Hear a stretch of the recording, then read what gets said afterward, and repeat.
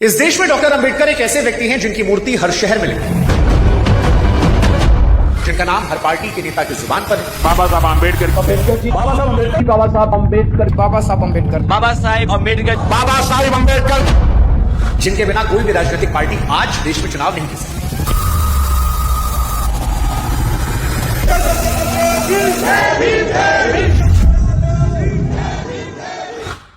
इसीलिए उनकी तस्वीर को आप हर जगह पाएंगे। तस्वीर हर सरकारी दफ्तर में, नेता के हाथों में, हर प्रोटेस्ट में। लेकिन अफसोस कि भारत में लोग डॉक्टर भीमराव अंबेडकर को पढ़ते नहीं है। डॉक्टर अंबेडकर का सच यह है कि वो इस मुल्क के सबसे ज्यादा कोट किए जाने वाले आदमी हैं, पर अफसोस ये कि सबसे कम पढ़े जाने वाले व्यक्तियों में से भी। और जहां पर पढ़ाई लिखाई कम होती है वहां झूठ अपने आप उगने लगते हैं, खरपतवार की तरह, बिना बोए बिना पानी दिए। इसलिए हमें लगा कि जब सारा देश अंबेडकर को कोट कर रहा है तो अंबेडकर को लेकर जो झूठ, जो अफवाह या जो बातें बढ़ा चढ़ाकर पेश की जाती हैं, आज उनको एक्सपोज कर देते हैं। इसलिए आज इस वीडियो में हम 19 सवाल लेकर आए हैं जो या तो अंबेडकर के नाम पर झूठ में फैलाए गए हैं, या उन्हें छोटा दिखाने के लिए, उन्हें गाली देने के लिए, या जबरदस्ती बड़ा दिखाने के लिए। इस वीडियो को सुनने से पहले हम चाहते हैं कि आप जान लें कि अगर आप ये सोचकर बैठे हैं कि आज सामने वाले खेमे की धुलाई होगी और आपका पक्ष बचकर निकल जाएगा, तो थोड़ा संभल कर, क्योंकि हम ना गोदी मीडिया है ना गोदी मीडिया।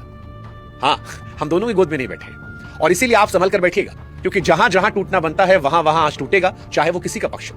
कुछ झूठ है जो डॉक्टर अंबेडकर साहब को छोटा दिखाने के लिए गढ़े गए हैं, और कुछ जो उन्हें जबरदस्ती बड़ा दिखाने के चक्कर में उनके चाहने वालों ने गढ़े। और हमारा यह मानना है कि दूसरे वालों ने भी अंबेडकर साहब का नुकसान कम नहीं किया है, क्योंकि जब आप जबरदस्ती नकली मेडल पहनाते हैं तो असली मेडल भी शक के दायरे में आता है। इसलिए आज दोनों की बारी आएगी, और आज मैं किसी से माफी नहीं मांगने वाला हूं, क्योंकि किसी आदमी की बेइज्जती उसकी आलोचना नहीं होती है। सबसे बड़ी बेइज्जती ये होती है कि उसे बिना पढ़े पूछ लिया जाए और बिना पढ़े गाली दी जाए। इसलिए आज आप दोनों थोड़ा संभल कर, पर यह भरोसा दिलाते हैं कि अगर आप सचमुच अंबेडकर को पढ़ना चाहते हैं तो इस वीडियो के बाद आपको अंबेडकर साहब को लेकर कोई दिमाग में शक सुबह शंका नहीं रह जाएगी। अगर शुरुआत करते हैं डॉक्टर अंबेडकर को लेकर। सबसे पहला सवाल डॉक्टर अंबेडकर को लेकर कि क्या डॉक्टर अंबेडकर ने अकेले बैठकर पूरा संविधान लिखा? ये सबसे पहली और सबसे आम बात है जो बचपन से हमारे कानून में डाली गई है। मानो जैसे किसी ने अकेले बैठकर 3 साल तक कलम चलाई और दरवाजा खोलकर देश को संविधान थमा दिया। ये सुनने में बड़ा खूबसूरत है, लेकिन अगर आप उस दौर में जाएंगे जहां पर संविधान लिखा जा रहा था, तो संविधान सभा में करीब 300 सदस्य थे और उसकी 2 दर्जन से ज्यादा कमेटियां थी, जिसमें ड्राफ्टिंग कमेटी सिर्फ एक थी। इस कमेटी की बात करेंगे तो ये कमेटी 29 अगस्त 1947 को बनाई जाती है, और डॉक्टर अंबेडकर समेत 7 लोग इसमें होते हैं। इसके खास लोगों में अल्लादी कृष्णस्वामी अय्यर साहब और के.एम. मुंशी जैसे उस दौर के जो बड़े कानूनी दिमाग के लोग थे वो शामिल थे। अब इस कमेटी के सामने जो पहला ड्राफ्ट रखा गया, वो आपको जानकर हैरानी होगी कि डॉक्टर अंबेडकर का लिखा हुआ था ही नहीं। वो अक्टूबर 1947 में संविधान सभा के सलाहकार सर बी.एन. राव ने तैयार किया था, जो खुद संविधान सभा के सदस्य तक नहीं थे। जिस आदमी ने उस पूरे कानूनी ढांचे को शब्दों में ढाला वो थे एस.एन. मुखर्जी साहब, जिन्हें चीफ ड्राफ्टमैन कहा गया। तो इसका मतलब क्या निकाला जाए कि डॉक्टर अंबेडकर की कोई भूमिका नहीं थी? नहीं, यहीं पर इस कहानी का दूसरा पहलू आता है, और ये वाला पलड़ा काफी भारी हो जाता है पहले वाले पर। दरअसल उसी ड्राफ्टिंग कमेटी के एक सदस्य टी.टी. कृष्णाचार्य ने खुद संविधान सभा में खड़े होकर कहा था कि 7 में से 6 सदस्य असल में वो नहीं दे पाए जो उनसे उम्मीद थी। कोई इस्तीफा दे गया, कोई बीमारी से टूट गया, कोई दूसरे कामों में चला गया। अब यह बयान एक साथी सदस्य का है, किसी बाहर वाले का नहीं है, और इसे शब्द दर शब्द उठाना अय्यर जैसे लोगों के साथ नाइंसाफी होगी, जो उस दौर के सबसे बड़े संविधान विशेषज्ञों में गिनाते थे। पर बुनियादी बात इससे बदलती नहीं है कि कागज पर 7 नाम थे, रोज की मशक्कत का काम एक आदमी कंधे पर था, और असली काम सच कहें तो ड्राफ्ट लिखना था भी नहीं। असली काम था उस ड्राफ्ट को सदन के बीचों बीच खड़े होकर बचाना, हर सवाल का जवाब देना, हर संशोधन से लड़ना और उसे स्वीकार करना। यह आंकड़े खुद डॉक्टर अंबेडकर ने 25 नवंबर 1949 को अपने आखिरी भाषण में दिए थे। अब संविधान को अगर आप समझेंगे तो संविधान सभा 11 सत्रों में कुल 165 दिन चलती है, जिनमें से 114 दिन अकेले ड्राफ्ट बहस में आए। ड्राफ्टिंग कमेटी जो थी वो 141 दिन बैठती है। मसौदे पर कुल 7,635 संशोधन पेश किए गए, जिनमें से 2,473 सदन में सचमुच रखे भी गए थे। राव का ड्राफ्ट 243 अनुच्छेदों का था, कमेटी ने उसे 315 बनाया, और आखिर में संविधान 395 अनुच्छेदों पर जाकर रुक गया। यानी जो कागज अंदर गया था और जो बाहर निकला वो एक चीज नहीं थे। और यह सिर्फ हिंदुस्तानियों की इमोशनल राय नहीं है।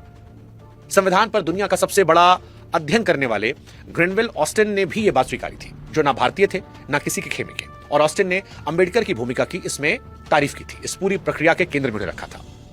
सबसे मजेदार बात, बार बार कहा था कि अंबेडकर ने अकेले थोड़ी लिखा था संविधान। यह बात सबसे पहले डॉक्टर अंबेडकर ने ही कही थी। हाँ, साल 1949 के भाषण में डॉक्टर अंबेडकर ने कहा कि जो श्रेय उन्हें दिया जा रहा है वो असल में उनका पूरा नहीं है, उसका एक हिस्सा बी.एन. राव का है और उससे भी बड़ा हिस्सा एस.एन. मुखर्जी साहब का है, जिनकी क्षमता उलझी से उलझी बात को सरल कानूनी ढांचे में ढालने की थी। और उन्होंने मुखर्जी के नीचे काम करने वाले उस स्टाफ को भी याद किया जो आधी आधी रात जगकर कागजों में डूबे रहते थे। तो आप ये सोचिए कितनी अजीब बात है कि जिसे हथियार बनाकर डॉक्टर अंबेडकर पर ताना जा रहा है, उसे डॉक्टर अंबेडकर ने ही अपने हाथों से भरे सदन में 70 साल पहले खुद रखा था। यानी जो आदमी खुद ही क्रेडिट बांट रहा था, आज उसका श्रेय छीनने की मेहनत की जा रही है। यह कहानी डॉक्टर अंबेडकर और संविधान की थी। अब दूसरा इंपॉर्टेंट सवाल, क्या डॉक्टर अंबेडकर ने भारत में महिलाओं को वोट देने का हक दिलाया था? यह सवाल जो है ये अंबेडकर से नफरत करने वाले नहीं, अंबेडकर को चाहने वालों की तरफ से आता है। और हर साल 14 अप्रैल को यह लाइन आपके फोन पर गिरती है कि इस मुल्क की औरत जो आज वोट डालती है वो केवल और केवल बाबा साहेब की देन है। सच क्या है? देखिए, सच मिला जुला है। इस देश में औरतों को वोट डालने का हक पहली बार तब मिला जब डॉक्टर अंबेडकर की उम्र 30 साल के आसपास थी और वो लंदन में थे। वो साल था 1920। 1920 में त्रावणकोर और झालावाड़ रियासतों ने हक दिया था। 1921 में मद्रास प्रेसिडेंसी ने वो नियम हटा दिया जो सिर्फ औरत होने की वजह से वोट डालने से रोकता था। उसी साल बंबई विधान परिषद ने भी ये किया। हाँ, ये हक जरूर अधूरा था क्योंकि जायदाद और पढ़ाई की शर्तें बनी हुई थी, इसलिए बहुत कम औरतें इसके दायरे में आ रही थी। लेकिन साल 1935 के भारत सरकार अधिनियम ने इसे और फैलाया और करीब 60 लाख औरतें वोटर बन जाती हैं। पर यह भी इस मुल्क की कुल औरतों का सिर्फ 2.5% था। और ये लड़ाई जानते किसने लड़ी? ये लड़ाई उस वक्त औरतों ने खुद लड़ी थी। 1917 में विमेंस इंडियन एसोसिएशन बनती है। साल 1927 में अखिल भारतीय महिला सम्मेलन बनता है और यही संगठन साइमन कमीशन से लेकर गोलमेज सम्मेलनों तक अपनी बात रखता है। और सबके लिए बराबर वोट का विचार यहां भी नया नहीं था, क्योंकि 1928 की मोतीलाल नेहरू रिपोर्ट भी इसकी सिफारिश कर चुकी थी।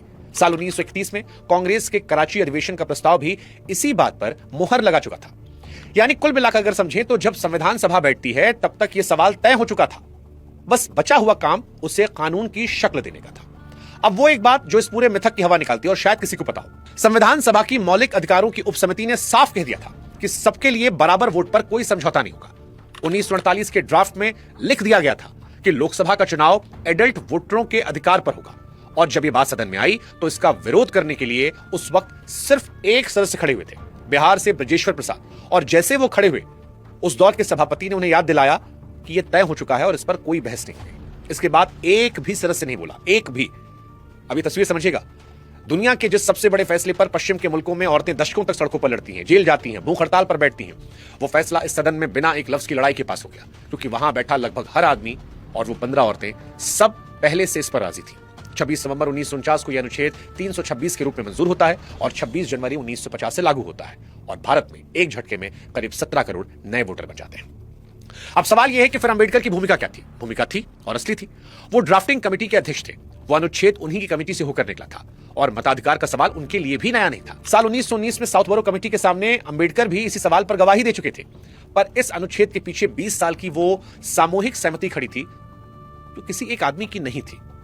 अब वो बात जो सबसे ज्यादा चुभती है, जिस लड़ाई का श्रेय उन्हें दिया जाता है, वो लड़ाई उन्हें लड़नी नहीं पड़ी, क्योंकि वो लड़ाई पहले से ही जीती हुई थी। और औरतों के लिए जो लड़ाई उन्होंने सचमुच लड़ी, उसमें वो अकेले थे। वो लड़ाई क्या थी, वो इस वीडियो में हम आपको आगे बताएंगे। अगला सवाल, क्या डॉक्टर भीमराव अंबेडकर ने आरक्षण की शुरुआत भारत में की? यह सवाल बड़ा मजेदार इसलिए है क्योंकि अंबेडकर जी को गाली देने वाले और अंबेडकर जी के लिए ताली बजाने वाले दोनों यहां पर एक साथ गलत होते हैं। एक तरफ भारत में वो लोग हैं जो तारीफ में कहते हैं कि बाबा साहब की वजह से आरक्षण मिला, दूसरी तरफ वो लोग हैं जो इस ताने में कहते हैं कि आरक्षण को लेकर जितना विवाद है वो डॉक्टर अंबेडकर की वजह से है। लेकिन सच क्या है? सच इन दोनों के बीच में। फैक्ट बताते हैं आपको। भारत में जब पहली बार आरक्षण लागू हुआ, अंबेडकर जी उस वक्त 12 साल के भी नहीं थे। तारीख थी 26 जुलाई साल 1902। जगह थी कोल्हापुर रियासत। शाहू महाराज ने गजट में एक आदेश निकलवाया जिसमें साफ लिखा था कि इस आदेश की तारीख से जो भी पद खाली होंगे उनमें 50% पिछड़े वर्गों से भरा जाएगा और जिन दफ्तरों में इनकी संख्या 50% से कम है वहां पर आगे जितनी भी पोस्टिंग होगी वो इन्हीं से होगी। इतना ही नहीं, हर विभाग के मुखिया को भी 3-3 महीने पर रिपोर्ट भेजने का आदेश था। यानी सिर्फ ऐलान नहीं था, निगरानी का इंतजाम भी किया गया था। यह आदेश आज भी दस्तावेजों में मौजूद है और इसे भारत में आरक्षण का पहला सरकारी आदेश माना जाता है। इसके बाद मैसूर की बारी आती है, जहां पर महाराजा नलवाड़ी कृष्णराज वाडियार ने साल 1918 में गैर ब्राह्मणों के लिए आरक्षण की सिफारिश करने की कमेटी बैठाई। दिलचस्प बात यह है कि उसी वक्त कमेटी बैठते ही उनके खुद के दीवान एम विश्वेश्वरैया ने इसका विरोध करके इस्तीफा दे दिया। लेकिन कमेटी की सिफारिशें साल 1921 में लागू हो गई। उसी साल 16 सितंबर 1921 को मद्रास प्रेसिडेंसी में जस्टिस पार्टी की सरकार पहला कम्युनल गवर्नमेंट ऑर्डर लेकर आती है, जिसमें सरकारी नौकरियों का बंटवारा समुदायों के हिसाब से तय किया गया।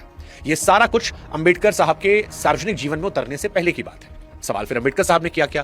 तो अंबेडकर साहब ने वो किया जो इन सबसे बड़ा था, और वो बात बिना पूरी तरह समझे ये बहस अधूरी है। ये तमाम आदेश जो हमने आपको बताए, ये किसी राजा की मेहरबानी थी या किसी सरकार की नीति? अब जो चीज मेहरबानी से आती है वो अगली मेहरबानी से खत्म हो सकती है। शाहू महाराज का आदेश अगला राजा एक कलम से पलट सकता था। जस्टिस पार्टी हारती तो अगली सरकार वो आदेश रद्दी में डाल सकती। अंबेडकर ने इसे मेहरबानी की जगह संविधान में बिठा दिया, जहां इसे छूने के लिए संसद में 2/3 बहुमत होना चाहिए। उन्होंने आरक्षण शुरू नहीं किया, उन्होंने उसे एहसान से हक में बदल दिया। और ये दोनों चीजें बहुत अलग हैं। और चलते चलते एक इत्तेफाक आपको और बताते हैं, मजेदार है। जिन शाहू महाराज ने साल 1902 में वो आदेश निकाला था आरक्षण का, उन्हीं शाहू महाराज ने 1920 में उस नौजवान भीमराव की जेब में पैसे डाले थे जब वो अपना पहला अखबार मूक नायक खड़ा करने की कोशिश कर रहे थे। अब आप खुद बताइए, इस देश में आरक्षण का जनक किसे कहेंगे?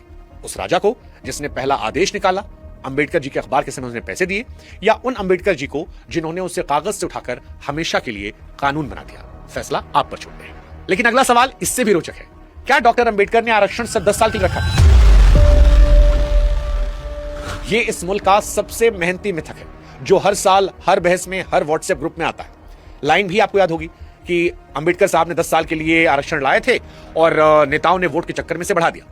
इस लाइन की ताकत यह है कि यह झूठ नहीं है, यह आधा सच है। और आधा सच पूरे झूठ से ज्यादा खतरनाक होता है, क्योंकि उसे पकड़ने के लिए किताब खोलनी पड़ती है। 10 साल की सीमा असली है, वो सचमुच संविधान में लिखी हुई थी, लेकिन वो किस चीज पर लिखी थी यह आदमी नहीं बताता है जो इसको कोट करता है। अगर आप संविधान का आर्टिकल 334 उठाएंगे, जो मूल रूप से कहता था कि लोकसभा और राज्यों की विधानसभाओं में अनुसूचित जाति और जनजाति के लिए सीटों का आरक्षण एंग्लो इंडियन समुदाय के लोगों को नामजद करके भेजा जाना संविधान लागू होने के 10 साल बाद खत्म हो जाएगा, यानी 26 जनवरी 1960 को खत्म हो जाएगा। अब यहां पर ध्यान से शब्दों को सुनिएगा। शब्द हैं सीटें, विधानसभा, लोकसभा की कुर्सियां, यानी राजनीतिक आरक्षण। अब सवाल यह है कि नौकरी और पढ़ाई वाला आरक्षण कहां बैठा है? वो 334 में है ही नहीं। सरकारी नौकरियों वाला जो आर्टिकल है वो 16(4) में है, जो मूल संविधान में शुरू से मौजूद था। और शिक्षा वाला वो 15(4) में है, जिसे 1951 में पहले संविधान संशोधन के जरिए जोड़ा गया, उस वक्त जब अंबेडकर खुद इस देश के कानून मंत्री थे। और अब आता है असली सवाल, इन दोनों आर्टिकल में क्या कोई तारीख कहीं लिखी गई है? कोई समय सीमा लिखी गई है कहीं भी? 10 साल, 20 साल? जवाब है नहीं, एक भी शब्द नहीं लिखा गया है कहीं भी। अगर आपको मेरी बात पर भरोसा ना हो तो आप संविधान को पढ़ लीजिए। हाँ, इतिहास खुद बोल रहा है। 1959 में 8वां संशोधन आया, 1969 में 23वां, 1980 में 45वां, फिर 62वां, 95वां भी आ चुका है, 2019 में 114, जिसने आरक्षण 2030 तक बढ़ाया, एंग्लो इंडियन वाली व्यवस्था खत्म कर दी। हर बार 10 साल जोड़े गए, हर बार संशोधन हुआ, सिर्फ आर्टिकल 334 में, सीटों में। अब आप खुद सोचिए, अगर नौकरी वाले आरक्षण पर कोई समय सीमा होती तो उसे बढ़ाने के लिए भी हर 10 साल पर संशोधन करना पड़ता, और 70 साल में एक बार भी नहीं करना पड़ा। क्यों? क्योंकि वहां बढ़ाने के लिए कुछ था ही नहीं, कोई ताला नहीं था जिसकी चाबी घुमानी पड़ती। अब यहां तक आपको सुनकर लग रहा होगा कि मामला निपट गया, तो रुकिए, आरक्षण पर सवाल उठाने वालों का असली तर्क ये 10 साल वाला है ही नहीं। ये तो सबसे कमजोर वार है जो नारों में चलता है। उनका सबसे मजबूत तर्क कहीं और बैठा है। ईमानदारी की मांग है कि वो भी आपके सामने रखें। 30 नवंबर 1948 को संविधान सभा में उसी अनुच्छेद पर बहस चल रही थी, जो आगे चलकर 16(4) बना। और उस दिन खुद अंबेडकर ने एक उदाहरण रखा। उन्होंने कहा कि मान लीजिए किसी समुदाय या समुदायों के समूहों के लिए आरक्षण इतना बढ़ा दिया जाए कि वो राज्य के कुल पदों का 70% हो जाए और सिर्फ 30% बाकी के लिए रह जाए, तो क्या कोई कह सकता है कि इसके अवसर की समानता वाला सिद्धांत पूरा हो रहा है? उनका अपना जवाब था कि नहीं हो रहा। फिर उन्होंने वो लाइन कही जो आज कानूनी किताबों में दर्ज है कि जो सीटें आरक्षित हो वो कुल सीटों के एक छोटे हिस्से तक ही सीमित रहनी चाहिए। यानी सीमा उन्होंने लगाई थी, पर वो सीमा घड़ी की नहीं थी, तराजू की थी, समय की नहीं थी, दायरे की थी। उन्होंने ये नहीं कहा कि 10 साल बाद बंद कर देना चाहिए। उन्होंने कहा ये कभी बहुमत पर कब्जा ना कर लें, और ये कोई दबी हुई लाइन नहीं है। 1992 में इंदिरा साहनी वाले ऐतिहासिक फैसले में सुप्रीम कोर्ट ने 50% की जो सीमा तय की, उसके पीछे अदालत ने अंबेडकर की इसी बात को आधार बनाया था। तो अगर आप पूरी तस्वीर देखेंगे, अपने हिसाब से फिर तय कीजिएगा कि जो चीज 10 साल के लिए बनी थी वो थी विधानसभा की सीटें। नौकरी और दाखिले पर वक्त की कोई मियाद थी ही नहीं, लेकिन दायरे की एक हद जरूर थी, और वो हद खुद अंबेडकर के मुंह से निकली थी। इसका मतलब यह हुआ कि आरक्षण पर बहस करने की गुंजाइश आज भी पूरी है, बस वो बहस सही जगह होनी चाहिए, कैलेंडर पर नहीं, पैमाने पर। और सबसे मजेदार बात यह कि 10 साल वाला नारा लगाने वाले लोग अपने ही पक्ष का सबसे मजबूत तर्क सालों से जाया कर रहे हैं, क्योंकि वो संविधान खोलकर पढ़ते नहीं। तो सवाल ये नहीं कि अंबेडकर ने आरक्षण कितने साल की रखा, सवाल ये है कि इस देश में उनके नाम पर लड़ने वाले दोनों पक्षों में क्या किसी एक ने भी अंबेडकर को सलीके से पढ़ा? अब अगला सवाल, क्या आरबीआई अंबेडकर साहब ने बनाया था? देखिए, ये दावा हर साल 14 अप्रैल को आपके फोन पर आता होगा कि रिजर्व बैंक ऑफ इंडिया की स्थापना डॉक्टर भीमराव अंबेडकर साहब ने की थी। इस पूरी कहानी को समझने के लिए 3 तारीखें काफी है। पहली, साल 1923 की, जब लंदन स्कूल ऑफ इकोनॉमिक्स में प्रोफेसर एडविन कैनन की देखरेख में उनका शोध पूरा होता है और किताब की शक्ल में छपता है, जिसका नाम था the problem of the rupee, its origin and solution. और इसी काम पर लंदन यूनिवर्सिटी ने उन्हें डिग्री दी थी। यह खिताब रुपए की गिरती कीमत और अंग्रेजों की मुद्रा नीति पर उस दौर की बड़ी चीरफाड़ थी। और यह कोई मामूली बहस नहीं थी, इसमें वो सीधे जॉन मेनार्ड कीन्स से भिड़े थे। कीन्स गोल्ड एक्सचेंज स्टैंडर्ड के पक्ष में थे और अंबेडकर गोल्ड स्टैंडर्ड के। एक 32 साल का भारतीय दुनिया के सबसे बड़े अर्थशास्त्री के सामने खड़ा होकर असहमत हो रहा था। फिर दूसरी तारीख 15 सितंबर 1925, जब royal commission on Indian currency and finance, जिसे हिल्टन यंग कमीशन कहते हैं, वो भारत के दौर पर था और अंबेडकर उसके सामने अपनी गवाही रखते हैं। ये गवाही आज भी पूरी दुनिया के दस्तावेजों में दर्ज है, सवाल और जवाब समेत। तीसरी तारीख है 1 अप्रैल 1935, जब इसी कमीशन की सिफारिशों पर reserve bank of India act 1934 के तहत आरबीआई खड़ा हो जाता है। अब आप खुद तय कीजिए, क्या इस कहानी में अंबेडकर की भूमिका है? बिल्कुल है, और बड़ी है। जिस कमीशन ने भारत का केंद्रीय बैंक खड़ा किया, उसके सामने एक भारतीय अपनी शोध की ताकत पर खड़ा होकर यह गवाही दे रहा। यह उस दौर के लिए मामूली बात नहीं थी। लेकिन क्या इसका मतलब यह है कि आरबीआई को अंबेडकर जी ने बनाया? तो जवाब है नहीं। कमीशन उन्होंने नहीं बनाया, उनके सदस्य वो नहीं थे। आरबीआई एक्ट उन्होंने नहीं लिखा।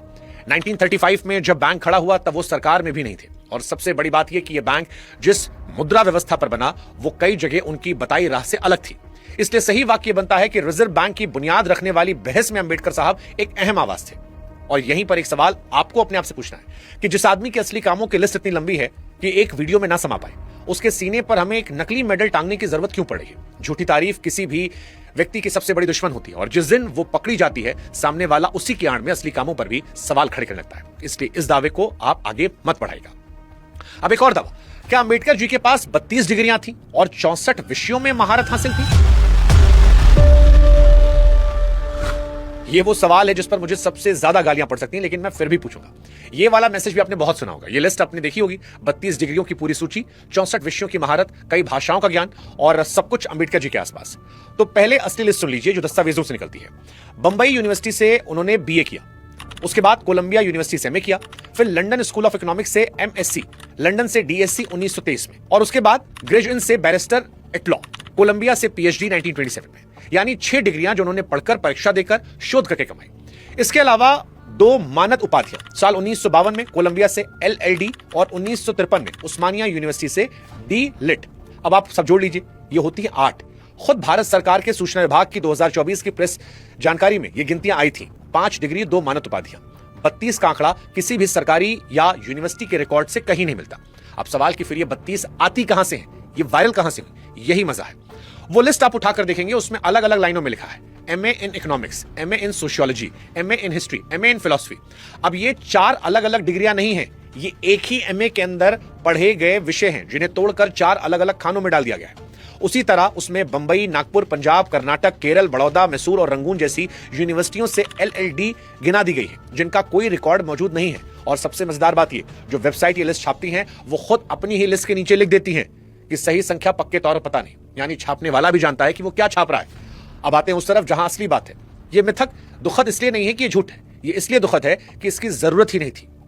साल 1913 में एक ऐसा लड़का न्यूयॉर्क की कोलंबिया यूनिवर्सिटी में बैठकर अर्थशास्त्र पढ़ रहा था जिसे उसके अपने स्कूल में 10 साल पहले पानी का नल छूने की इजाजत नहीं थी। 1923 में उसके पास लंदन से डीएससी थी, और वो भी उसी किताब पर जिस पर हमने बात की। वो विदेश जाकर अर्थशास्त्र में डॉक्टरेट करने वाले पहले भारतीयों में से एक थे। ये रिकॉर्ड है, इसमें एक भी अंक जोड़ने की जरूरत नहीं, और जो जोड़ता है वो असल में ये मान रहा होता है कि असली रिकॉर्ड काफी नहीं होता है। अब वो बात जो मुझे सबसे ज्यादा चुभती है, जिस आदमी ने पूरी जिंदगी एक ही चीज सिखाई कि सबूत मांगो, डेटा पूछो, जो लिखा है उसे जानो, बिना पढ़े मत मानो, आज सबसे ज्यादा बिना जांचा हुआ कागज उसी के नाम पर फॉरवर्ड हो रहा है। जिस आदमी ने अंग्रेज विद्वानों की थ्योरी तर्क इसलिए खारिज कर दी थी कि उसका सबूत कमजोर था, उसके अपने लोग उसके लिए सबूत गढ़ रहे हैं। इससे बड़ा मजाक और क्या हो सकता है?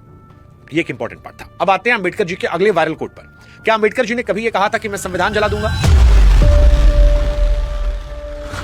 ये वो लाइन है जो हर बहस में तलवार की तरह खींच ली आती है। एक तरफ के लोग कहते हैं कि देखो, खुद संविधान बनाने वाला ही उसे जलाना चाहता था, तो अगर हम बदलने की बात करें तो क्या हर्ज है। दूसरी तरफ के लोग कहते हैं कि अंबेडकर साहब ने कभी नहीं कहा कि वो संविधान जलाएंगे, ये गढ़ा हुआ झूठ है। अब सच क्या है यह समझना जरूरी है। देखिए, ये कोई फर्जी कोट नहीं है, यह संसद के रिकॉर्ड में दर्ज है। तारीख थी 2 सितंबर 1953, जगह थी राज्यसभा, बहस चल रही थी आंध्र स्टेट बिल पर, यानी भाषा के आधार पर आंध्र राज्य बनाने की मांग। ये वही मामला था जिसमें पोटी श्री रामुलु आमरण अनशन पर करते हुए अपनी जान गंवा चुके थे, और सरकार तब जागी थी। अंबेडकर उस दिन खफा थे, और उनका खफा होना इस बात का था कि नए राज्य में अल्पसंख्यकों को, जिसमें दलित भी शामिल थे, जुल्म, दमन और सांप्रदायिकता से बचाने के लिए ठोस इंतजाम नहीं किए जा रहे थे। उन्होंने सुझाव दिया था इसके लिए राज्यपाल को विशेष अधिकार दिए जाएं, और इसी बहस के बीच वो लाइन निकली कि मैंने संविधान को बनाया है, मैं बता दूं इसे जलाने वाला पहला आदमी मैं ही रहूंगा। और यही ठीक इसी जगह पर हर आदमी कहानी को रोक देता है, वो स्क्रीनशॉट लेकर काट देता है, भाषण खत्म कर देता है। लेकिन कहानी यहीं असली शुरू होती है, क्योंकि इसके 2.5 साल बाद 19 मार्च 1955 को राज्यसभा में फिर बहस चल रही थी और इस बार चौथे संविधान संशोधन पर पंजाब से सांसद डॉक्टर अनूप सिंह ने खड़े होकर अंबेडकर को उनकी वही पुरानी बात याद दिलाई कि आप तो संविधान जलाने की बात करते थे। और अंबेडकर ने जवाब दिया, वो इस पूरे किस्से का दिल है। उन्होंने कहा, पिछली बार जल्दबाजी में वजह नहीं बता पाया था, आज मेरे दोस्त ने मौका दिया है तो सुन लीजिए। हमने मंदिर एक देवता के लिए बनाया ताकि वो आकर उसमें विराजे, लेकिन देवता के स्थापित होने से पहले ही अगर उसमें राक्षस कब्जा कर लेते हैं तो मंदिर गिरा देने के अलावा रास्ता क्या बचता है। हमने ये मंदिर असुरों के लिए नहीं बनाया था, देवताओं के लिए बनाया था, इसलिए मैंने कहा था मैं इसे जला देना चाहूंगा। और अब वो हिस्सा सुनिए जो लगभग कोई नहीं सुनता। उसी बहस में बिहार के सांसद बीकेपी सिन्हा ने बीच में टोका और कहा कि मंदिर गिराने के बजाय राक्षस खत्म कर दीजिए। और अंबेडकर का जवाब कुछ शब्दों का था, यह नहीं हो सकता, हमारे पास इतनी ताकत नहीं है। ये एक थके आदमी का जवाब था, संविधान से नफरत करने वाले का नहीं। और उसी दिन उसी बहस में यह भी कहा था कि जो संविधान इस देश को मिला है वो शानदार दस्तावेज है। और ये कहते हुए गर्व महसूस होता है। यानी एक ही आदमी एक ही दिन एक ही सदन में संविधान को शानदार भी कह रहा है और जलाने की बात भी दोहरा रहा है। विरोधाभास आपको ये लग रहा होगा, लेकिन ये विरोधाभास नहीं है, बशर्ते आप उनके तर्क को समझने की कोशिश करें। उनकी शिकायत उन पन्नों से नहीं थी, उनकी शिकायत उन लोगों से थी जो उन पन्नों को चलाने की कुर्सी पर बैठे थे।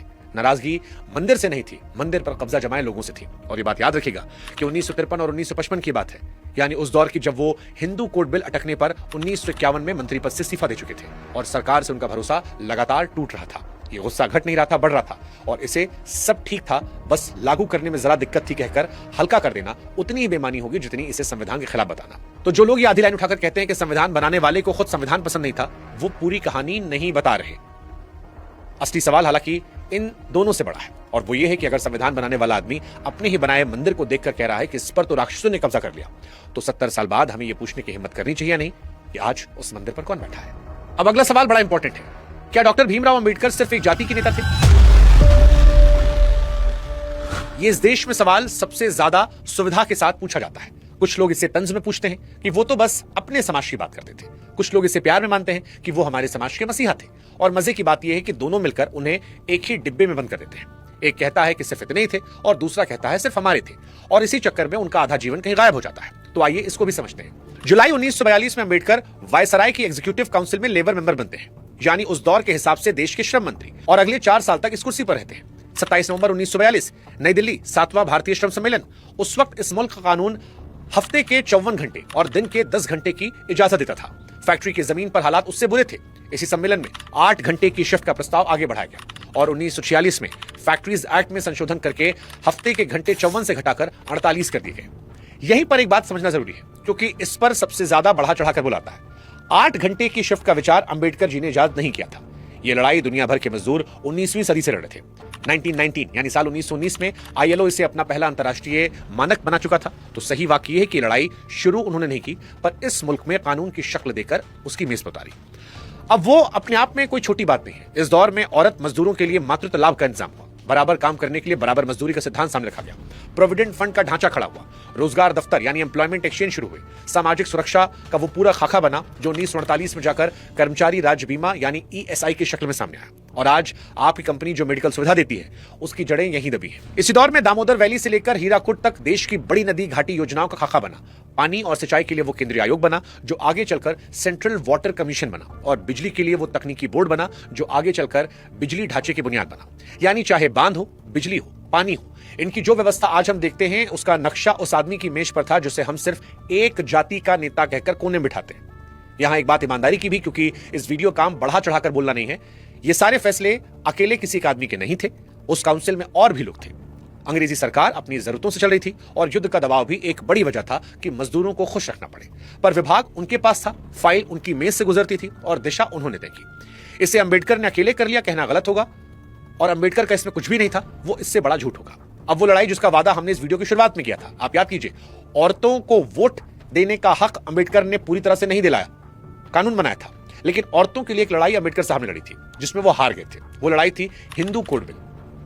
आजादी के बाद कानून मंत्री बनने पर उन्होंने यह बिल आगे बढ़ाया जिसमें हिंदू औरतों को तलाक का हक, पिता की जायदाद में हिस्सा और गोद लेने से लेकर शादी तक के मामलों में बराबरी देने की बात थी। यह बिल दलितों के लिए नहीं था, यह उन्हीं ऊंची जातियों की औरतों के लिए था जिन पर अंबेडकर साहब से भेदभाव करने का आरोप था। और जब यह बिल संसद में अटक गया तो सितंबर 1951 में उन्होंने मंत्री पद से इस्तीफा दिया।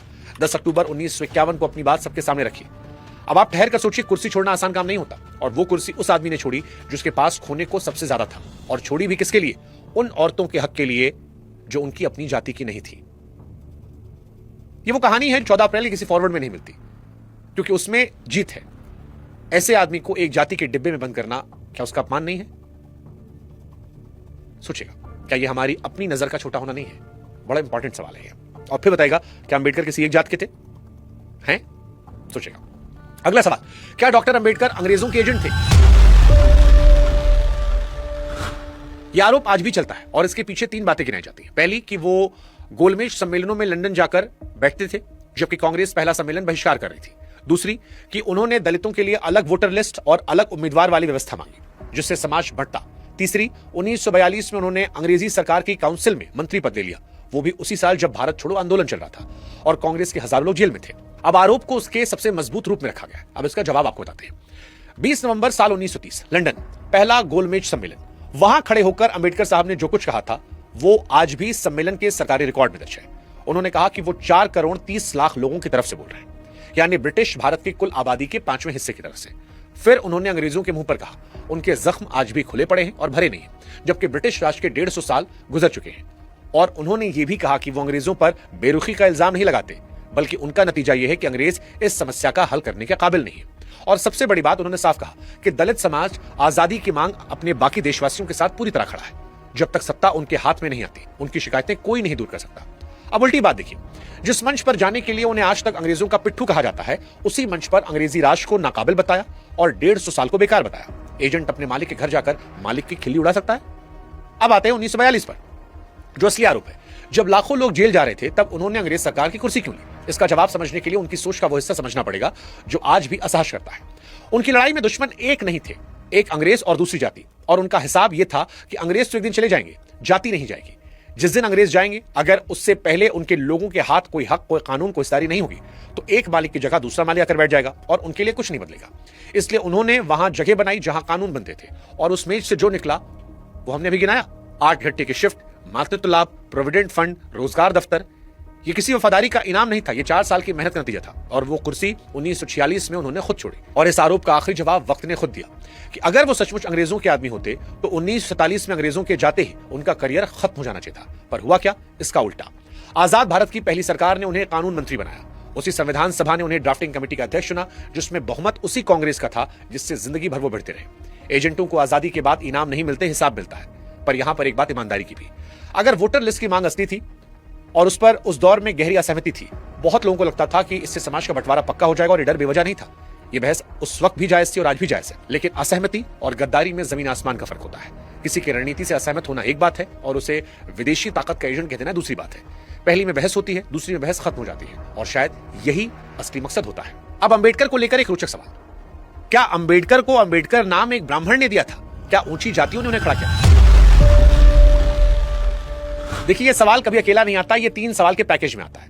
एक, कि वो गरीब थे ही नहीं। दूसरा, उनका नाम एक ब्राह्मण मास्टर का दिया हुआ था, और उनकी दूसरी पत्नी ब्राह्मण थी। अब मैं आपको पहले ही बता देता हूं, तीनों बातें अलग अलग सच है। पूरा खेल इसमें नहीं है कि यह सच है या नहीं है। पूरा खेल इसमें है कि तीनों को एक साथ जुड़कर एक चौथी बात बेच दी जाती है, जो झूठ है, कि इस आदमी को खड़ा तो ऊंची जातियों ने किया था, फिर यह लड़ता उनके खिलाफ रहा। तो आइए तीनों को डिकोड करते हैं और आप खुद समझिएगा कि सच क्या है। सबसे पहले गरीबी। फिल्मों और भाषणों में जो तस्वीर बनाई जाती है वो कुछ ऐसी कि फटे कपड़े, भूखा पेट और एक बच्चा जो अंधेरे से पढ़कर ऊपर गया। लेकिन असली तस्वीर अलग है। उनके पिता रामजी मालोजी सकपाल ब्रिटिश फौज में सूबेदार मेजर थे। उन्होंने पुणे से पढ़ाने का डिप्लोमा लिया था और 14 साल तक फौजी स्कूल के हेडमास्टर रहे। उनके दादा मालोजी सकपाल भी फौज में थे, और अंबेडकर की मां भीमाबाई जी के घर में तो उनके पिता और छवो चाचा सब सूबेदार मेजर थे। यानी ये फौजी परिवार था जो पढ़ा लिखा परिवार था, गांव के मजदूर का परिवार बिल्कुल नहीं था। सवाल कि क्या वो अमीर थे? 1890 के दशक में रिटायर होने के बाद पिता को महीने के 50 रुपए पेंशन मिलती थी, और उसी से 14 बच्चों वाला परिवार चलता था, जिनमें ज्यादातर बचपन में चल बसे। साल 1904 में परिवार बंबई आया और लोअर परेल की एक चौल में एक ही कमरे में रहने लगा। इसी इलाके में जहां मिलके मजदूर रहते थे। यानी सही शब्द गरीब नहीं है, सही शब्द है तंगहाली में जीता हुआ मध्यम परिवार, जिसका मुखिया इस जिद पर अड़ा रहा कि बच्चे पढ़ेंगे चाहे कुछ भी हो जाए। अब वो बात जो इस तर्क की कमर तोड़ती है। उस फौज में महार सिपाहियों को कम तनख्वाह मिलती थी, रहने की खराब जगह मिलती थी, वो चाहे कितने भी काबिल हो, कमांडिंग अफसर क्यों ना बन जाए।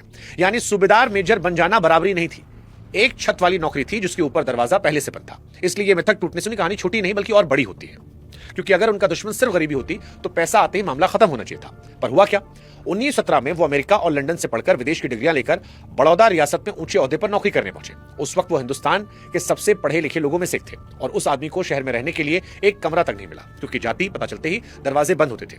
एक पारसी सराय में झूठा नाम बताकर ठहरना पड़ा और वहां भी भेद खुलते लोग डंडे लेकर आए, सामान समेट कर निकलना पड़ा। दिन में वो रियासत के अफसर थे और उसी शाम उनके पास सिर छुपाने की जगह नहीं थी। अब दूसरी बात, नाम। डॉक्टर भीमराव अंबेडकर के नाम को लेकर बड़ी चर्चा चलती है। उनके परिवार का असली सरनेम अंबेडकर नहीं था, वो था सकपाल। उनके पुरखे रत्नागिरी जिले के आमडवे गांव के थे और उस जमाने में महाराष्ट्र में चलन यह था कि स्कूल के रजिस्टर में बच्चे का नाम उसके गांव के नाम से लिखा रहा था। इसलिए जब उनके पिता ने सतारा के स्कूल में दाखिला करवाया तो नाम लिखवाया गया आमडवेकर, यानी आमड़वे गांव वाला। और यही उनके एक मास्टर थे, कृष्णा जी केशव अंबेडकर, जो ब्राह्मण थे और इस बच्चे से बहुत प्यार करते थे और उन्होंने रजिस्टर में आम्बेडवेकर काटकर अपना सरनेम अंबेडकर लिख दिया। अब सवाल यह है कि सबूत क्या है, क्योंकि इस पर वाकई झगड़ा होता है। सबसे भारी सबूत यह है कि यह बात खुद अंबेडकर ने कही थी। 13 अप्रैल 1947 को मराठी पत्रिका नवयुग में छपी एक बातचीत में उन्होंने खुद बताया था कि उनका असली सरनेम आम्बेडवेकर था, गांव का नाम आम्बड़वे था और यह सरनेम उनके मास्टर जी ने दिया था। उसी बातचीत में दोनों वजह एक साथ मौजूद है कि मास्टर को आम्बेडकर बोलना अटपटा लग रहा था और यह भी कि उस बच्चे पर उनका प्यार था। इसके अलावा जिन 3 लोगों ने उनकी सबसे बड़ी जीवनियां लिखी, धनंजय कीर, चांगदेव और वसंत मून, तीनों के यहां यह बात दर्ज है। महाराष्ट्र में अंबेडकर पर सबसे ज्यादा काम करने वाले जानकारों में से एक हरि नरके ने भी इसे सही बताया है। तो सीधा जवाब यह है कि हां, यह बात सही मानी जाती है कि अंबेडकर को नाम उनके मास्टर साहब ने दिया। अब वो हिस्सा जिसके लिए यह सवाल उठाया जाता है, क्योंकि उसी सतारा के स्कूल में उसी दौर में इस बच्चे के साथ क्या हो रहा था वो भी सुन लीजिए। क्लास में तो बैठने दिया गया, पर बाकी बच्चों के साथ नहीं, कोने में अलग, वो भी अपने घर से लाई हुई बोरी, जिसे छुट्टी के बाद खुद उठाकर जाना पड़ता था क्योंकि उसे कोई हाथ नहीं लगाता था। कहा जाता है नाई उनके बाल काटने को तैयार नहीं थे। यह काम घर में उनकी बड़ी बहन करती थी और सबसे बुरा हाल पानी का था। नल को छूने की परमिशन नहीं, इसलिए स्कूल का चपरासी ऊपर से पानी गिराता, वो नीचे मुंह खोलकर पी लेते और जिस दिन चपरासी छुट्टी पर उस दिन पानी नहीं मिलता था। यह बात किसी और ने नहीं लिखी, ये बात उन्होंने लिखी और इसका शीर्षक रखा था चपरासी नहीं तो पानी नहीं। तो एक ही स्कूल, एक ही उम्र, एक ही बच्चा, एक तरफ मास्टर उससे प्रणाम दे रहा था, उसी स्कूल में पानी नहीं मिल रहा था। और अब तीसरी बात, शादी। अंबेडकर की पहली पत्नी रमाबाई का निधन 1935 में हुआ था। उसके बाद 13 साल तक शादी का ख्याल नहीं किया। फिर 40 के दशक में आखिर में उनकी सेहत टूटने लगी, डायबिटीज, ब्लड प्रेशर, पैरों में नसों वाला दर्द जो रातों को नींद उड़ा रहा था। इसी इलाज के दौरान साल 1947 में डॉक्टर अंबेडकर की मुलाकात डॉक्टर शारदा कबीर से होती है, जो ग्रांट मेडिकल कॉलेज से MBBS थी और उस जमाने की गिनी चुनी औरतों में से थी जिन्होंने डॉक्टरी की पढ़ाई पूरी की थी। वो सारस्वत ब्राह्मण परिवार से आती थी। दोनों के बीच चिट्ठियों का सिलसिला चला, जिसमें बात सिर्फ दवा की नहीं होती, बुद्ध की, समाज की, किताबों की होती थी। 15 अप्रैल साल 1948 को अपने 97वें जन्मदिन के ठीक अगले दिन डॉक्टर अंबेडकर ने दिल्ली में उनसे शादी की और शादी सिविल मैरिज एक्ट के तहत हुई, यानी किसी धार्मिक रीति से नहीं हुई। शारदा कबीर अब सविता अंबेडकर थी। हालांकि वो उन्हें आखिर तक शारू बुलाते थे और उन्हें मानने वालों ने उन्हें माई साहब तक कह दिया था। हाँ, इस शादी में बहुत लोग नाराज हुए थे, खुद अंबेडकर के खेमे के लोग भी नाराज हुए थे, जिन्हें यह बात हजम नहीं हुई थी। अब वो बात जिसके लिए पूरा हिस्सा रखा गया। 1936 में लिखी अपनी सबसे मशहूर किताब एनिलेशन ऑफ कास्ट में अंबेडकर साफ लिख चुके थे कि जाति तोड़ने की असली दवा दूसरी जाति में शादी है, क्योंकि जब तक खून नहीं मिलेगा तब तक अपनापन नहीं आएगा। यानी जो बात उन्होंने 1936 में कागज पर लिखी थी, 1948 में अपनी जिंदगी में करके दिखाई थी। तो अब तीनों को एक साथ रखकर देखिए। हाँ, वो भूखे नहीं मरे। हाँ, नाम एक ब्राह्मण ने उन्हें दिया था और यह भी सच है कि पत्नी ब्राह्मण थी। तीनों सच जानने के बाद एक चौथी बात जिसका जिक्र करना जरूरी है, क्योंकि जिस आदमी के पास घर था उसे कमरा नहीं मिला, जिसे मास्टर ने नाम दिया उसे स्कूल में पानी नहीं मिला और जिससे ब्राह्मण से शादी की उसने वो अपनी लिखी किताब पर अमल करते हुए की। अब जो लोग इन तीनों को तंज की तरफ उछालते हैं, वो असल में अपने बारे में एक बात बता रहे होते हैं कि उन्होंने इस आदमी की एक भी लाइन नहीं पढ़ी है। और ये एक बहुत बड़ा सच है। ये सच कितना शॉकिंग था, ये आप हमें कमेंट सेक्शन में बता सकते हैं, क्योंकि बहुत सारे लोगों को ये वाला सच नहीं पता था। अगला सवाल, क्या अंबेडकर साहब कम्युनिस्ट थे? यह सवाल इसलिए उठता है क्योंकि उनका सारा काम गरीब, मजदूर और सबसे नीचे दबे हुए आदमी के इर्द गिर्द घूम रहा था और इस देश में एक आदत बन गई है कि जो भी गरीब की बात करे उसे किसी ना किसी खाने में डाल दो। तो जवाब क्या है? जवाब वो है जो दोनों तरफ के लोगों को चुभेगा। पहला वो हिस्सा जो राइट विंग को असहज करेगा। अंबेडकर पूंजीवाद के भक्त बिल्कुल नहीं थे। साल 1947 में उन्होंने स्टेट्स एंड माइनॉरिटीज नाम का एक दस्तावेज रखा, जिसमें उनका प्रस्ताव था कि देश के बड़े उद्योग और बीमा सरकार के हाथ में हो और खेती की जमीन को भी सरकारी मालिकाने में लाकर सामूहिक तरीके से चलाया जाए। अब ये कोई हल्की फुल्की बात नहीं है, ये उस दौर का बहुत आगे बढ़ा हुआ समाजवादी खाका था। यानी जो लोग आज उनका नाम लेकर बाजार की तारीफ करते हैं, उन्होंने ये कागज कभी खोला ही नहीं। अब वो हिस्सा जो दूसरी तरफ को चुभेगा। 20 नवंबर साल 1956 को काठमांडू में बौद्ध धर्म के एक बड़े सम्मेलन में उन्होंने एक भाषण दिया, जिसका नाम था बुद्धा और कार्ल मार्क्स। ये उनकी जिंदगी के आखिरी हफ्तों की बात है। इसके सिर्फ 16 दिन बाद उनका निधन हो गया। यानी किसी जवानी के जोश में दिया गया भाषण नहीं था, ये एक बीमार आदमी का आखिरी भाषण था। उस भाषण में उन्होंने कहा कि बुद्ध और मार्क्स की मंजिल एक ही है, दोनों दुख और शोषण खत्म करना चाहते हैं। झगड़ा मंजिल का नहीं, रास्ते का है। और कम्युनिस्टों का रास्ता क्या है? उनके मुताबिक दो ही चीजें, हिंसा और मजदूरों की तानाशाही। उन्होंने साफ कहा कि बुद्ध का तरीका समझाने का है, प्यार का है, नैतिक शिक्षा का है, और वो हिंसा की इजाजत नहीं देता। फिर उन्होंने वो लाइन कही जो सबसे कड़वी है, कम्युनिस्टों को नतीजे जल्दी मिल जाते हैं, क्योंकि जब आप आदमी को मिटा देने का रास्ता चुनते हैं तो विरोध करने के लिए वो बचता ही नहीं। उन्होंने अपने कम्युनिस्ट दोस्तों से कुछ अच्छे सवाल भी पूछे थे, जिसका जवाब कभी नहीं मिला। और सबसे बड़ा सवाल यह था कि तानाशाही की बात क्या? आप कहते हैं कि राज्य एक दिन अपने आप खत्म हो जाएगा, पर वो दिन कब आएगा, उसकी गारंटी क्या है? उन्होंने यह भी लिखा कि मार्क्स की यह बात कि समाजवाद अपने आप आएगा, वो इतिहास ने गलत साबित कर दी, और इस पूरे झगड़े की जड़ इससे भी पुरानी है। 30 के दशक में मुंबई की मिलों में अंबेडकर और कम्युनिस्ट आमने सामने थे, और उनका सबसे बड़ा इल्जाम कम्युनिस्टों पर यही था कि ये लोग सिर्फ वर्ग देखते हैं, जाति देखते ही नहीं। मजदूर को मजदूर मानकर हिसाब लगाते हैं। ये भूल जाते हैं कि उस मिल के अंदर भी एक मजदूर दूसरे मजदूर के हाथ का पानी तक नहीं पीता। तो जवाब यह है कि वो कम्युनिस्ट नहीं थे, पर वो पूंजीवादी भी नहीं थे। वो चाहते थे कि गरीब का हक बंदूक से नहीं, वोट और कानून से आए, और उनका सारा जीवन इसी इज्जत का नाम था। अगला सवाल, क्या अंबेडकर आर्य आक्रमण सिद्धांत के समर्थक थे? आज इस देश में जो कहानी सबसे ज्यादा सुनाई जाती है वो ये कि बाहर से आर्य आए और उन्होंने यहां के मूल निवासियों को हराया। उन्हीं हारे हुए लोगों को शूद्र और अछूत बना दिया गया, और यह कहानी अक्सर अंबेडकर के नाम से जोड़कर सुनाई जाती है। सच्चाई यह है कि यह कहानी उन्होंने खारिज कर दी थी। साल 1946 में उनकी किताब I who were the Shudras, जो उन्होंने महात्मा ज्योतिराव फूले को समर्पित की थी, और उस किताब में उन्होंने अंग्रेज विद्वानों की गढ़ी हुई आर्य नस्ल वाली पूरी थ्योरी की धज्जियां उड़ा दी। उसके नतीजे बहुत सीधे थे। पहला कि वेदों को आर्य नाम की कोई नस्ल पता ही नहीं है, और उनमें कहीं इस बात तक कोई सबूत नहीं कि आर्य नाम की कोई कौम भारत पर हमला करके यहां के लोगों को जीत ले गई हो। और दूसरा कि आर्य दास्य और दस्यु का जो फर्क बताया जाता है वो नस्ल का फर्क नहीं था। उन्होंने लिखा आर्य कोई नस्ल का नाम नहीं, बल्कि एक भाषा और संस्कृति से जुड़ा शब्द है। उनका तर्क यह था कि पश्चिमी विद्वानों ने पहले नतीजा तय किया और फिर उसे साबित करने के लिए शब्द चुने।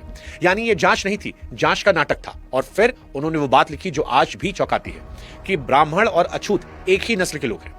अगर ब्राह्मण द्रविड़ है तो अछूत भी द्रविड़ है, और अगर ब्राह्मण नाग है तो अछूत भी नाग है। अब आप समझिए उनका पूरा तर्क क्या कह रहा था। वो कह रहे थे कि जाति का जुल्म असली है, जबरदस्त है, उसके खिलाफ लड़ना होगा, लेकिन उस जुल्म को साबित करने के लिए दो अलग अलग नस्लों की काल्पनिक कहानी की जरूरत नहीं है। उनके हिसाब से शूद्र बाहर से आए हुए हारे हुए लोग नहीं थे, बल्कि उसी समाज का हिस्सा थे जिसे बाद में धकेलकर नीचे किया गया। यानी लड़ाई खून की नहीं थी, व्यवस्था की थी। और यहां एक बात साफ करना जरूरी है, वरना यह हिस्सा गलत हाथों में जाएगा। उनका यह नतीजा उनके अपने जमाने में जो सबूत मौजूद थे उन्हीं पर टिका था। उन्होंने यह जांच पूरी तरह वेदों, पुराने ग्रंथों को पढ़कर की थी। खुदाई के सबूत उस वक्त बहुत सीमित थे, और डीएनए वाला विज्ञान तो पैदा ही नहीं हुआ था। आज ये सवाल बिल्कुल अलग औजारों से जांचा जाता है और उसकी अपनी बहस है। इसलिए उनकी बात को आज के किसी भी पक्ष सर्टिफिकेट बनाकर पेश करना उनके साथ बेईमानी होगी, विज्ञान के साथ भी। पर एक बात साफ है, यह तथ्य आज के बहुत सारे लोगों को असहज कर सकता है, और वो लोग उन्हीं के नाम पर झंडा उठाकर घूम रहे हैं। जो आदमी अपनी ही बात को सबूत की कसौटी पर तोड़ने को तैयार हो, उसके नाम पर बिना पढ़े नारे लगाए जा रहे हैं। अगला सवाल, क्या अंबेडकर भाषा के आधार पर राज्य बनने के खिलाफ थे? इसका जवाब यह है कि वो तरीके खिलाफ थे, जिस तरीके से हो रहा था, और उसकी वजह इतनी आगे की थी कि आज 70 साल बाद भी वही बात इस देश की सबसे बड़ी बहस है। 23 दिसंबर साल 1955 को औरंगाबाद में बैठकर एक छोटी सी किताब खत्म की, थॉट्स ऑन लिंग्विस्टिक स्टेट्स, जो राज्य पुनर्गठन आयोग की सिफारिशों पर उनका जवाब था। और उन्होंने जो सबसे पहली बात पकड़ी वो थी राज्य के आकार का भारी अंतर, कि उनके अपने दिए आंकड़ों के हिसाब से उत्तर प्रदेश की आबादी 6 करोड़ के ऊपर बैठ रही थी, बिहार के करीब 4 करोड़, जबकि दक्षिण भारत के कई राज्य 1.25 करोड़ पर सिमट रहे थे। और यही उन्होंने वो बात लिखी जो आज पढ़ने पर रोंगटे खड़े करती है, कि आयोग की सिफारिशों का नतीजा यह होगा कि उत्तर एकजुट हो जाएगा, दक्षिण टुकड़ों में बट जाएगा। उन्होंने साफ पूछा, क्या दक्षिण उत्तर का दबदबा बर्दाश्त करेगा? अब जरा आज की खबर उठाकर देखिए। जनगणना के बाद लोकसभा की सीटों के बंटवारे को लेकर उत्तर और दक्षिण के बीच तनातनी चल रही है, और यह हुबहू वही बहस है जो अंबेडकर जी 1955 में लिख गए थे। उनका हल क्या था? सूत्र था एक राज्य एक भाषा, और उन्होंने जोर देकर कहा कि इसका उल्टा, यानी एक भाषा एक राज्य जरूरी नहीं, मतलब यह कि एक ही भाषा बोलने वाले लोग कई राज्यों में बंट सकते हैं, और इसमें कोई हर्ज नहीं है। इसी आधार पर उन्होंने सुझाव दिया कि उत्तर प्रदेश को 3 हिस्सों में बांटा जाए, बिहार को 2 हिस्सों में जिनकी राजधानियां पटना हो, रांची हो, मध्य प्रदेश को 2 हिस्सों में, महाराष्ट्र को भी कई हिस्सों में। मुंबई के लिए उनका अलग विचार था, उसे उन्होंने एक अलग शहर राज्य बनाने का प्रस्ताव दिया था। और एक सुझाव तो इससे बड़ा था कि देश की एक दूसरी राजधानी भी होनी चाहिए, उसके लिए उन्होंने हैदराबाद का नाम रखा था। अब देखिए वक्त ने क्या किया, बाद में बिहार से झारखंड बना, राजधानी रांची बनी, मध्य प्रदेश से छत्तीसगढ़ बना, उत्तर प्रदेश से उत्तराखंड बना, आंध्र से तेलंगाना बना। यानी जो बात उन्होंने 1955 में लिखी थी, इस देश ने अगले 50 साल में टुकड़ों टुकड़ों में जाकर वही बात मानी। तो यह मिथक ही उल्टा है। वो भाषा के दुश्मन नहीं थे, वो बड़े और भारी राज्यों के दुश्मन थे, क्योंकि उनका मानना था कि जब कोई एक राज्य इतना बड़ा हो जाए कि पूरे देश की राजनीति उसकी मुट्ठी में आ जाए तो लोकतंत्र का संतुलन बिगड़ने लगता है। और उस डर पर हंसना आज थोड़ा मुश्किल है, क्योंकि आज उसी डर पर संसद में बहस हो रही है। अब इस वीडियो का सबसे मजेदार हिस्सा, सबसे रोचक हिस्सा, क्या गांधी विरोधी थे अम्बेडकर? इस सवाल का जवाब आज 2 तरह से दिया जाता है और दोनों झूठ है। एक तरफ वो लोग हैं जो कहते हैं कि दोनों में कोई झगड़ा नहीं था, दूसरी तरफ वो लोग हैं जो कहते हैं कि दोनों एक दूसरे के जानी दुश्मन थे। और सच ये है कि दोनों झूठ बोलते हैं, क्योंकि असली कहानी इसके बीच में है और वो कहानी दिलचस्प है। गांधी जी और अंबेडकर जी में टकराव असली था, गहरा था। दोनों की पहली मुलाकात अगस्त 1931 में मुंबई में हुई थी और वहीं से हवा तनी हुई थी। फिर आता है 16 अगस्त 1932, जब ब्रिटिश प्रधानमंत्री रैमजे ने कम्युनल अवार्ड का ऐलान किया, जिसमें दलितों को अलग वोटर लिस्ट का हक मिल गया। और अंबेडकर के लिए ये उनकी जिंदगी की सबसे पहली जीत थी, क्योंकि इसका मतलब था दलित अपना नेता खुद चुनेंगे, ऊंची जातियों के वोट के भरोसे नहीं रहेंगे। और गांधी ने इसे भारी चोट माना। उनका मानना था इससे हिंदू समाज हमेशा के लिए 2 हिस्सों में कट जाएगा। इसीलिए 20 सितंबर 1932 को यरवदा जेल में आमरण अनशन शुरू कर दिया। अब हालात समझिए, देश का सबसे बड़ा नेता जेल में भूखा बैठा है, अखबार में उनकी सेहत की खबरें छप रही हैं और पूरा मुल्क एक आदमी की तरफ उंगली किए बैठा है। अगर गांधी जी की जान चली जाती तो उसका सारा ठीकरा उस वक्त दलितों के सिर फूटता और देश भर में उनके खिलाफ हिंसा भड़क जाती। 24 सितंबर 1932 को अंबेडकर ने पूना पैक्ट पर दस्तखत किए और अलग वोटर लिस्ट का हक छोड़ दिया। उन्होंने ये कभी नहीं छुपाया कि यह फैसला दबाव में लिया गया था। पर अब वो हिस्सा देखिए जो शायद ही कहीं बताया जाता है। इस समझौते में दलितों के लिए प्रांतीय विधानसभाओं में आरक्षित 71 से सीटें बढ़कर 148 हो गई, यानी दोगुनी से ज्यादा। केंद्रीय विधानसभा में 18% सीटें तय कर दी गई, यानी उन्होंने एक हक गवाया और बदले में संख्या दोगुनी कर ली। पर जो असली चेतावनी थी वो सीटों की गिनती से कहीं ज्यादा थी। और इसे जरा गौर से सुनिए, क्योंकि इस वीडियो के आखिर में इसी बात पर लौटेंगे। दस्तखत के अगले ही दिन 25 सितंबर 1932 को मुंबई के एक सभा में उन्होंने साफ कह दिया कि साझा वोटर लिस्ट से चुनकर आने वाला दलित प्रतिनिधि असल में दलितों का प्रतिनिधि होगा ही नहीं, क्योंकि उसे जिताने वाले वोट ऊंची जातियों के होंगे, इसलिए वो जवाबदेह भी उन्हीं के प्रति रहेगा, अपने समाज के प्रति नहीं। और अब जरा आज के दौर में देखिए, इस देश में आज भी सबसे आम शिकायत यही है कि आरक्षित सीट से जीता हुआ नेता पहले अपनी पार्टी का होता है, फिर अपने समाज का। और ये कोई नई शिकायत नहीं है, ये उस आदमी ने 1932 में दस्तखत करने के 24 घंटे के भीतर अपने हाथों से किए गए समझौते कमजोरी के तौर पर बता दी थी। पर उनकी सबसे गहरी लड़ाई नजरिए की थी। गांधी जी अछूतों को हरिजन कहते थे, यानी ईश्वर के लोग, और उनका रास्ता यह था कि ऊंची जाति के हिंदू अपना दिल बदले, छुआछूत छोड़े। अंबेडकर इसी बात पर भड़कते थे। उनका कहना था कि यह तो भीख मांगना हुआ, हक नहीं। अगर मेरा हक तुम्हारे दिल बदलने पर टिका है तो जिस दिन तुम्हारा दिल नहीं बदला उस दिन मेरे लिए कुछ नहीं बचेगा। इसलिए वो कानून, सत्ता और हिस्सेदारी मांगते थे, दया नहीं। 1945 में उन्होंने पूरी किताब लिख दी, what Congress and Gandhi have done to the untouchables. और 1955 में बीबीसी को दिए एक इंटरव्यू में उन्होंने साफ कहा कि गांधी को कभी महात्मा नहीं माना, पर तराजू का दूसरा पलड़ा भी उतना ही ईमानदारी से रखना होगा कि 1920 से गांधी और 1946 से गांधी एक आदमी नहीं थे। 1935 में उन्होंने अपने अखबार हरिजन में लेख लिखा जिसका शीर्षक था जाति को जाना होगा। 1946 आते आते ऐलान कर दिया था कि सेवाग्राम आश्रम में किसी जोड़े की शादी तभी होगी जब दोनों में से एक हरिजन होगा। यानी आखिरी सालों में वो सिर्फ अलग जाति में शादी के समर्थक नहीं रह गए, बल्कि उससे कम पर तैयार नहीं थे। और ये सच भी है, गांधी जी के अनशन ने छुआछूत को रातों रात देश का सबसे बड़ा मुद्दा बनाया था। तो सच क्या है? सच ये है कि ये 2 दुश्मनों की लड़ाई नहीं थी, ये 2 ऐसे आदमियों की लड़ाई थी जो एक ही बीमारी को पहचान चुके थे, बस एक दवा पे राजी नहीं थे। एक कहता था समाज का दिल बदलो, दूसरा कहता था समाज का कानून बदलो। आज 70 साल बाद जब आप अखबार खोलते हैं और किसी गांव में घोड़ी से उतारे गए दूल्हे खबर पढ़ते हैं तो शायद यह मानना पड़ता है कि दोनों में से किसी एक काम अब तक पूरा नहीं हुआ है। लेकिन ये बात तो गांधी जी और अंबेडकर जी की थी। असली सवाल तो यह है कि क्या अंबेडकर और सावरकर के बीच में कोई तालमेल था? यह सवाल आज सबसे ज्यादा राजनीति के लिए इस्तेमाल होता है और इसका जवाब इससे साफ होना चाहिए। जवाब यह है कि एक बात पर थोड़ा तालमेल था, बाकी हर चीजों पर आमने सामने की भिड़ंत थी। और जो तालमेल था उस पर भी सबूत आपस में लड़ रहे। पहले तालमेल वाला हिस्सा, सावरकर रत्नागिरी में नजरबंद थे और वहां पर जाति के खिलाफ काफी काम किया। फरवरी 1931 में वहां पतित पावन मंदिर खुला जिसमें हर जाति के हिंदू को दाखिल होने का हक था। अब एक बात यहीं पर साफ कर दें, क्योंकि यह अक्सर गलत बताई जाती है कि मंदिर की सोच सावरकर की थी, पर उसे बनवाने का पैसा भागोजी सेठ कीर का था और खुद मंदिर के शिलालेख पर यह बात दर्ज है। इसके अलावा सावरकर ने अलग अलग जातियों को एक पंगत में बिठाकर खाना खिलाने के आयोजन किए।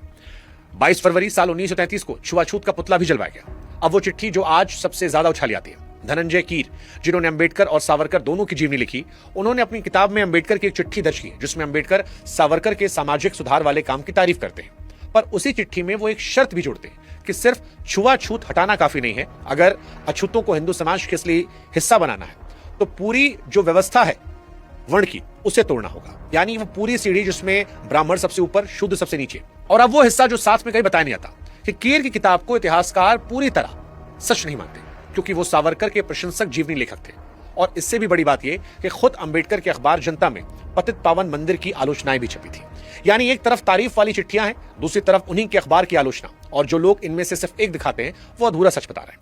बुनियादी फर्क तो कहीं गहरा है कि सावरकर के लिए जाति सुधार हिंदू समाज को मजबूत और एकजुट रखने का जरिया था, जबकि अंबेडकर के लिए सवाल एकता का था ही नहीं, बराबरी का था। सावरकर हिंदू राष्ट्र की बात करते थे और अंबेडकर ने 1936 में एनिहिलेशन ऑफ कास्ट लिखकर कहा कि जाति की जड़ धर्म ग्रंथों में है, जब तक उन ग्रंथों की पवित्रता पर सवाल नहीं उठेगा जाति नहीं जाएगी। 1956 में उन्होंने वो किया जो सावरकर की सोच के उलट था, हिंदू धर्म ही छोड़ दिया, और सावरकर ने इस धर्म बदलने को बेकार बताया था। और सबसे बड़ी टक्कर तो कहीं और दर्ज है। अपनी किताब पाकिस्तान और द पार्टीशन ऑफ इंडिया में अंबेडकर लिखते हैं कि हैरानी की बात यह है कि दो राष्ट्र वाले सवाल पर सावरकर और जिन्ना एक दूसरे के विरोधी नहीं बल्कि पूरी तरह सहमत हैं। दोनों मानते हैं इस देश में दो राष्ट्र हैं, फर्क बस इतना है जिन्ना कहते हैं उन्हें अलग हो जाना चाहिए और सावरकर कहते हैं उन्हें एक ही देश में साथ रहना चाहिए, जिसमें हिंदू राष्ट्र होगा और मुसलमान उनके भीतर रहेंगे। यानी अंबेडकर सावरकर के सबसे बुनियादी सिद्धांत पर उंगली उठा रहे। तो हिसाब यह बैठता है कि जाति के खिलाफ काम पर थोड़ी बहुत तारीफ और उसी दौर में आलोचना भी, लेकिन धर्म पर पूरा टकराव, राष्ट्र की परिभाषा पर सीधी भिड़ और धर्म बदलने के सवाल पर दोनों आमने सामने एक दूसरे के विरोध करते नजर आए। ये कहानी सावरकर की थी, लेकिन क्या अंबेडकर आरएसएस या हिंदू महासभा के भी करीबी थे?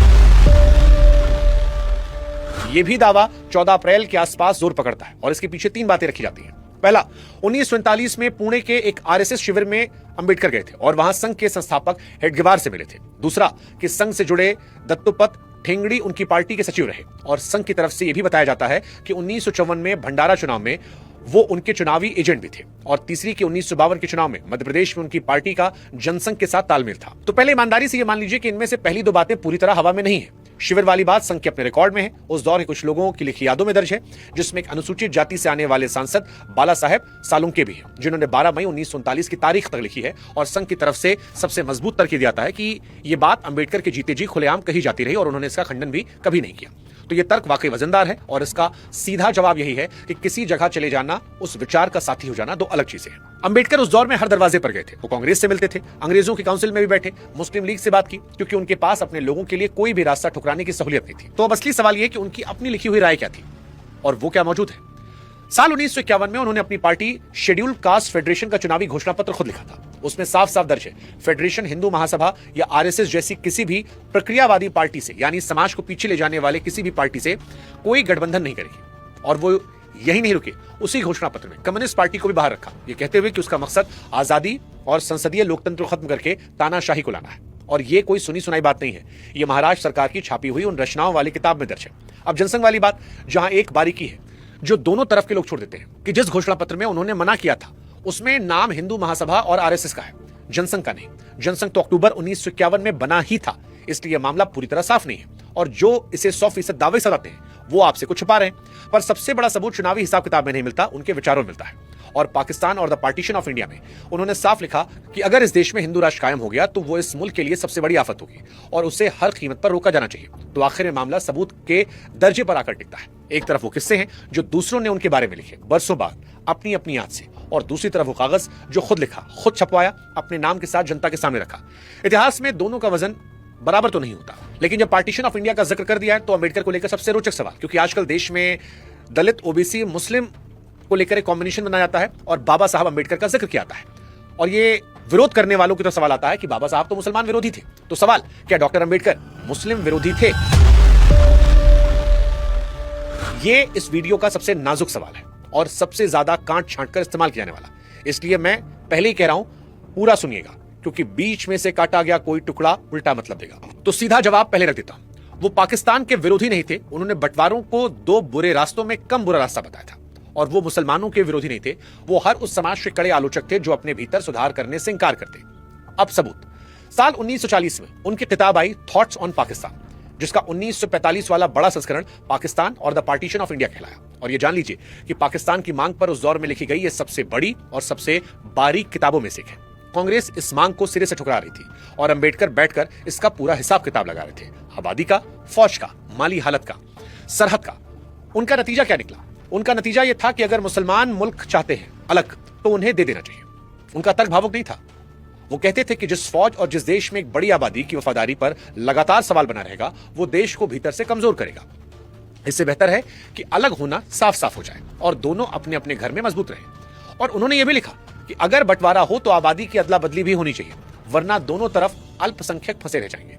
इसके लिए 1923 में यूनान और टर्की के बीच समझौतों का उदाहरण दिया। यानी कड़वा सच है कि पाकिस्तान बनने के पक्ष में तर्क देने वालों में एक बड़ा नाम अंबेडकर का भी है। इसीलिए उन्हें पाकिस्तान विरोधी बताकर पेश करना इतिहास से खिलवाड़ है। अब आते हैं उस हिस्से पर जिससे मुस्लिम विरोधी छवि बनती है। और यहां मैं आपसे कुछ छिपाऊंगा नहीं, क्योंकि शुरुआत से हमने कहा है कि आधा सच बेचना सच के खिलाफ होता है। उसी किताब में उन्होंने मुस्लिम समाज की सामाजिक हालत पर बहुत कड़ी बातें कही।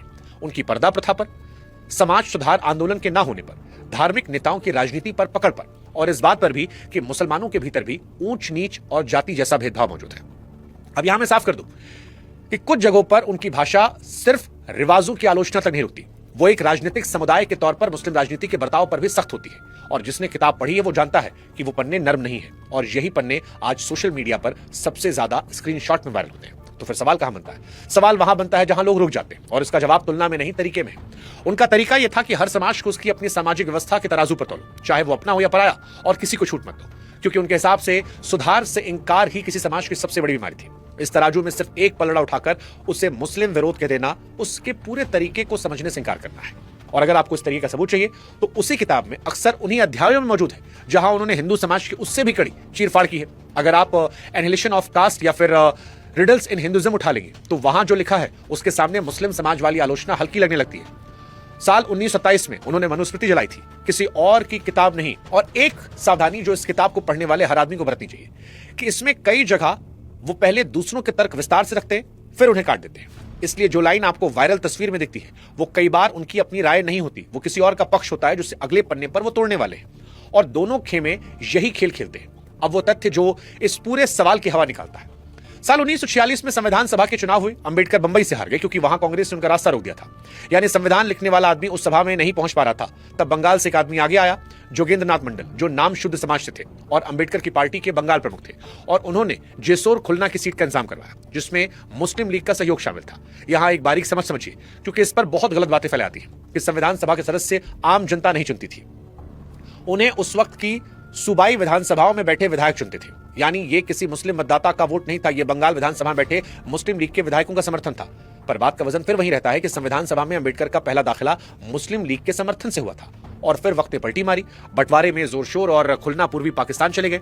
उनकी सदस्यता खत्म हो गई। साल 1947 में उन्हें दोबारा चुनाव लड़कर जाना पड़ा, इस बार बंबई से और इस बार कांग्रेस की मदद से, जब M.R. जयकर ने अपनी सीट खाली की और जोगेंद्रनाथ मंडल का वो पाकिस्तान चले गए और पाकिस्तान के पहले कानून मंत्री बने। वहां पर अल्पसंख्यकों की जो हालत देखी उससे वो टूट गए और फिर 1950 में इस्तीफा देकर वापस भारत लौट आए और यहीं पर गुमनामी में उनकी मौत हुई। ये एक कहानी है जो आपको असहज कर सकती है, इसलिए दोनों से बीच में से काट लेते हैं। अब फैसला आप पर है, आप डॉक्टर अंबेडकर को एंटी मुस्लिम, एंटी पाकिस्तान के देखेंगे या जो ये ब्रॉड नजरिया हमने दिया है इससे एक नया नजरिया पैदा करना चाहेंगे। अब आते हैं सेकंड लास्ट क्वेश्चन पर, क्या अंबेडकर आर्टिकल 370 हटाने के पक्ष में थे?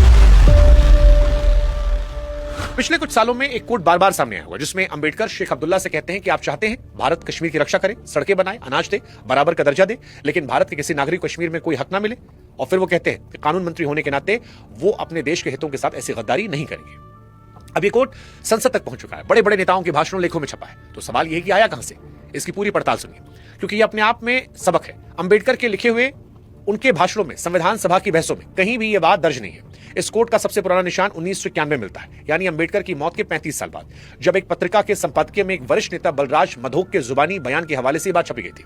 और मधोक जीवन भर आर्टिकल 370 के खिलाफ अभियान चला रहे थे। वहां से यह बात लेख में गई, फिर 2016 में एक छपी हुई किताब में, वहां से उठाकर राजनीतिक भाषणों में इस्तेमाल होने लगी। और सबसे दिलचस्प बात यह कि जब उस किताब के लेखक से पूछा गया तो उन्होंने खुद माना कि उन्होंने अंबेडकर के किसी लेखन से नहीं लिया था।